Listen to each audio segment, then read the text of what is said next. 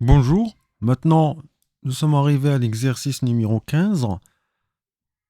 Toujours, quel sera le résultat de programme suivant?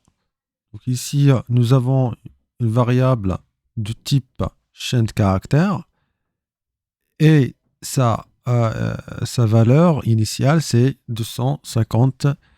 C'est bien. Et là, qu'est-ce qu'on a?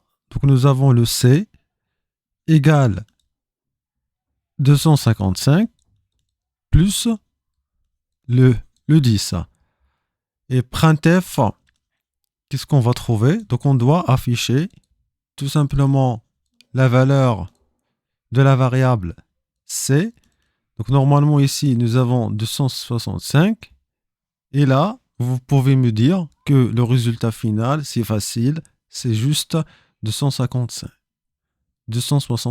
pardon. Mais normalement donc c'est faux, c'est pas correct. Donc pourquoi? Donc c'est ce qu'on va essayer de découvrir. Donc ici nous avons le C, c'est un char, c'est un caractère. Et qu'est-ce qu'on sait? Donc on sait que le char est codé tout simplement sur un seul octet. Donc un seul octet qui est égal, c'est 8 bits. Donc 8 bits.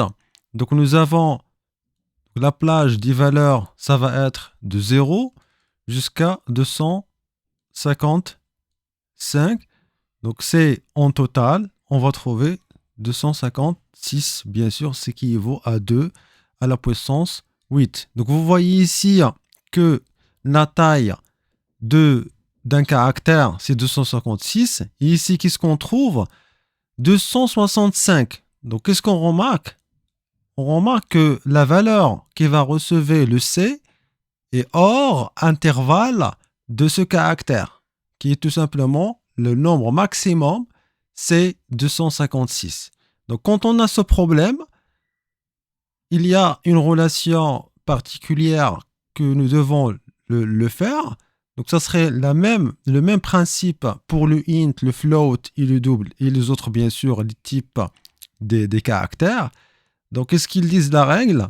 Donc nous avons ici la valeur obtenue, c'est 265. Donc on prend le modulo 2 à la puissance la taille de ce caractère. Donc la taille ici, qu'est-ce qu'il est égal? Donc c'est 8. Donc ça veut dire c'est 256. Donc là, à la fin, nous avons 265 modulo 256. Donc ça vaut à 9 et ça serait en fait la valeur finale qui va être affichée par C. Et comme j'ai dit, c'est la même chose pour les autres types de float, int. Juste, il faut changer la taille correspondante pour chaque type de variable. Donc maintenant, on essaye de découvrir est-ce que nous avons le bon résultat ou pas. Bien sûr, en exécutant ce programme sur l'IDE Code Blocks. Donc voici le programme qu'on a ici. On doit l'exécuter.